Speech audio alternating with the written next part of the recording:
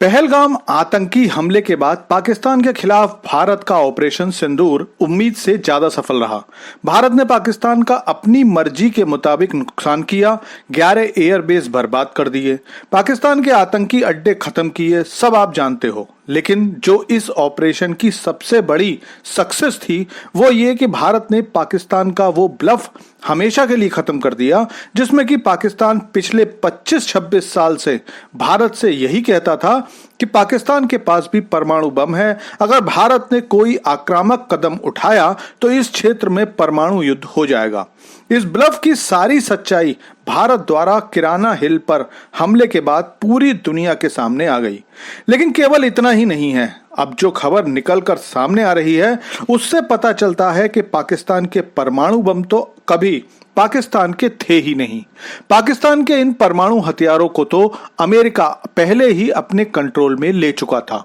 अब यह बात सुनकर कोई भी व्यक्ति आश्चर्य करेगा, लेकिन यह बात मैं आपको किसी भारतीय मंत्री या भारतीय एक्सपर्ट के हवाले से नहीं बता रहा हूं, बल्कि इस बात को पूरी दुनिया के सामने रखा है अमेरिकी खुफिया विभाग CIA के एक पूर्व अधिकारी ने।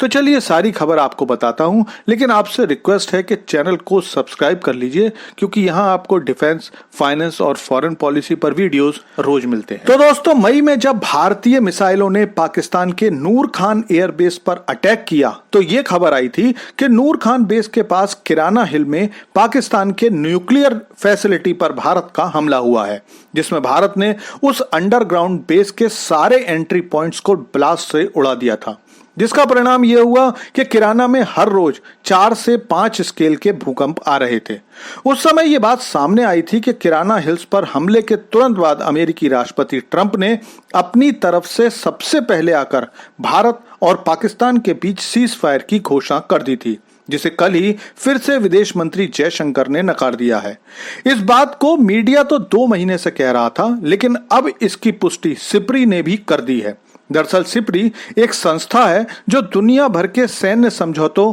हथियार खरीद फरोख्त पर पैरी नजर रखती है। सिप्री हर साल दिए रिपोर्ट प्रकाशित करती है कि किस देश ने कितने हथियार बेचे और कितने हथियार खरीदे हैं, और पूरी दुनिया के देश इस रिपोर्ट पर भरोसा भी करते हैं। सिप्री ने बताया कि भारत ने जो किराना हिल्स पर अटैक किया था उसमें पाकिस्तान का न्यूक्लियर रिलेटेड मिलिट्री इंफ्रास्ट्रक्चर बिल्कुल पूरी तरह से तबाह हो गया है। लेकिन अब इस बारे में सबसे बड़ा खुलासा CIA के अधिकारी खुद जॉन किरकॉक ने कहा है कि पाकिस्तान में जो परमाणु हथियार हैं उनका कमांड एंड कंट्रोल पाकिस्तान के हाथ में है ही नहीं। जॉन किरकॉक ने बताया कि पाकिस्तानी न्यूक्लियर आर्सेनल के कमांड ऑन कंट्रोल एक अमेरिकी जनरल के हाथ में रहते हैं जो कि नूर खान बेस पर रहता है। इसका मतलब यह हुआ कि पाकिस्तान के सारे परमाणु हथियार बिना अमेरिका की रजामंदी के चलाना नामुमकिन है। इसका एक और सबूत 2 दिन पहले भी मिला जब पाकिस्तानी प्रधानमंत्री के सलाहकार राणा सनाउल्लाह खान ने एक इंटरव्यू में बताया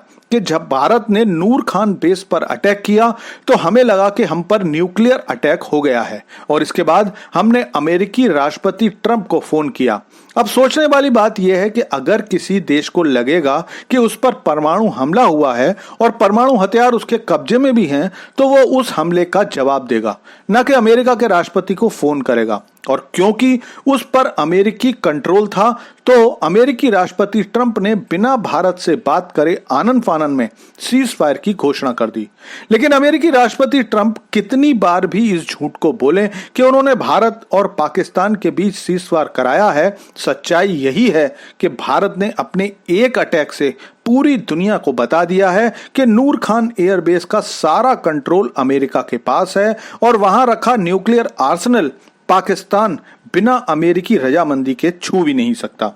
मतलब यह कि अब तक जो पाकिस्तान भारत और पूरी दुनिया को यह कहकर डराता रहता था कि भारत पाकिस्तान के बीच छोटी सी लड़ाई भी परमाणु युद्ध में बदल जाएगी, यह सब फालतू की गीदड़ भभकी थी। पाकिस्तान ये गीदड़ भभकी क्यों देता था यह समझना कोई बड़ी बात नहीं है। पाकिस्तान की इस चाल के पीछे पहली वजह मुस्लिम देशों में खुद को सबसे ताकतवर दिखाना था, और दूसरी वजह भारत में लगातार आतंकवाद के जरिए अस्थिरता फैलाना था, जिससे कि भारत की तरक्की ना हो पाए और भारत इन्हीं सारे झगड़ों में फंसकर पिछड़ता रहे।